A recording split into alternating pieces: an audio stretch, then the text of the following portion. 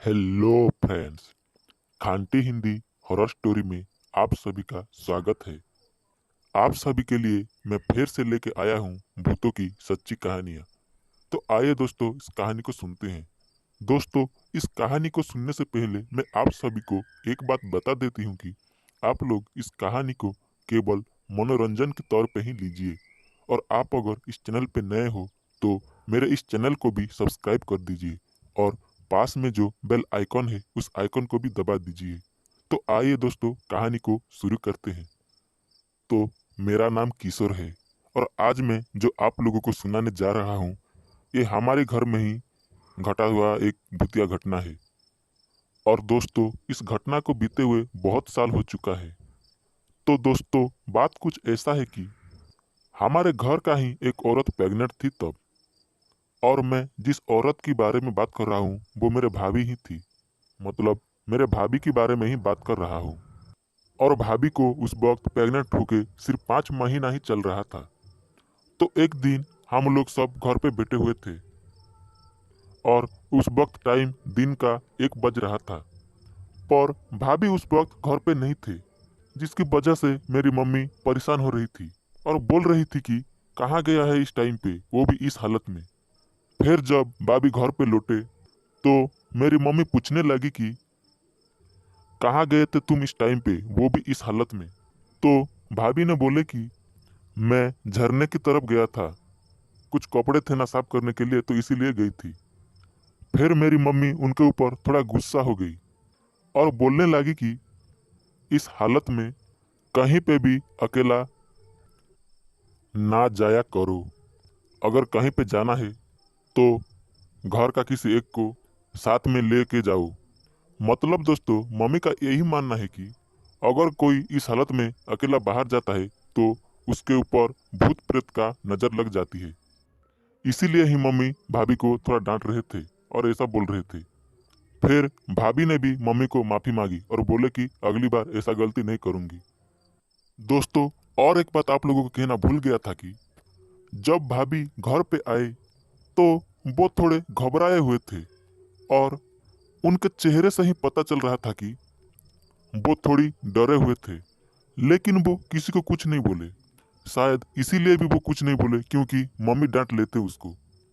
फिर दोस्तों शाम के 4 बजे के आसपास भाभी अचानक से ही जोर जोर से चिल्लाने लगी। जब हम लोग उनके पास गए तो भाभी बहुत रो रहे थे।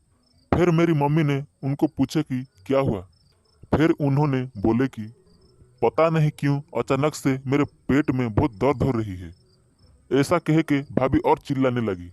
दोस्तों उनकी हालत देखते देखते बहुत खराब हो गई। अचानक से भाभी की इस हालत में देख के घर वालों ने कुछ समझ नहीं पाए कि क्या करेंगे। मतलब कुछ समझ में ही नहीं आ रहा था कि क्या करेंगे। और दोस्तों कोई सोचा भी नहीं था कि भाभी का अचानक से ही ऐसा हालत हो जाएगी। फिर दोस्तों मैं सच बोल रहा हूँ, हमारे आंखों के सामने ही भाभी के मौत हो गई। हाँ दोस्तों भाभी के मौत हो गई और हम लोग कुछ भी नहीं कर पाए। दोस्तों भाभी के थोड़ा अजीब तरह से मौत हो गई थी। भाभी के अचानक से इस तरह मौत हो जाना देख के सब लोग बहुत डर गए। हम लोग तो यकीन भी नहीं कर पा रहे थे कि भाभी के मौत हो गई है। और एक बात दोस्तों, भाभी जब चिल्ला रहे थे तो उनके हाथ और पैर अपने आप ही पीछे की तरफ घूम जा रहे थे।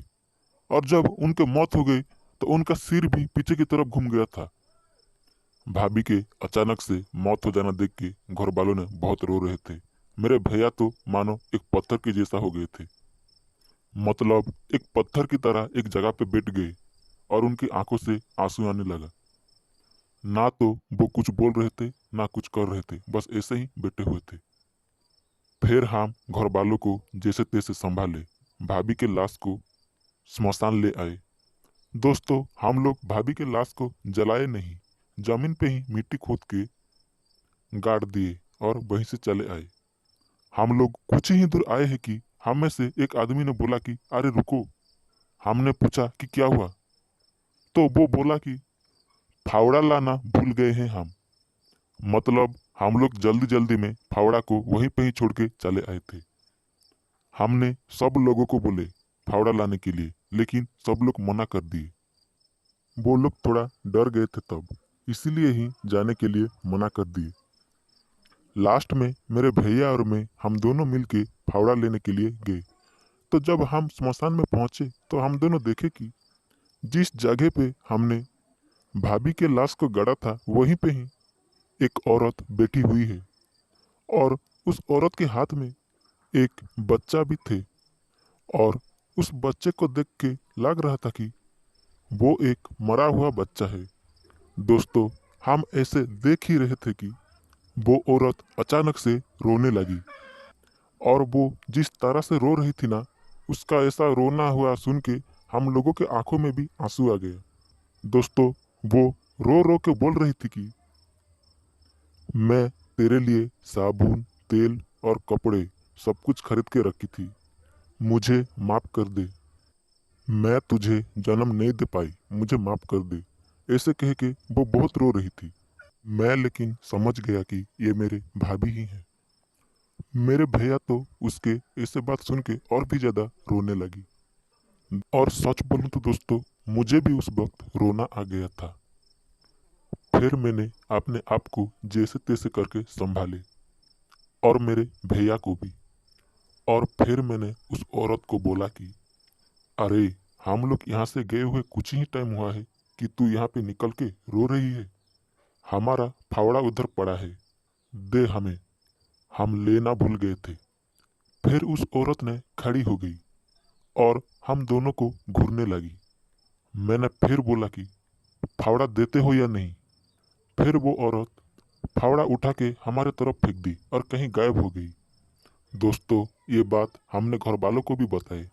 ये बात सुन के घर वालों ने और भी रोने लगे।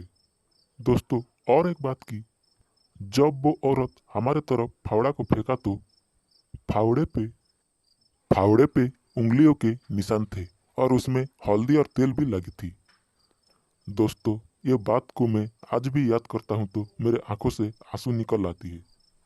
मेरे भाभी बहुत अच्छे थे दोस्तों। वो सबको एक माँ की तरह ही ट्रीट करते थे। और एक बात दोस्तों, कि मेरे भैया ने आज तक कोई दूसरी शादी नहीं की। मेरे भैया भी मेरे भाभी को बहुत प्यार करते थे। मैंने तो कभी कभी भैया को अकेले में रोता हुआ भी सुना है।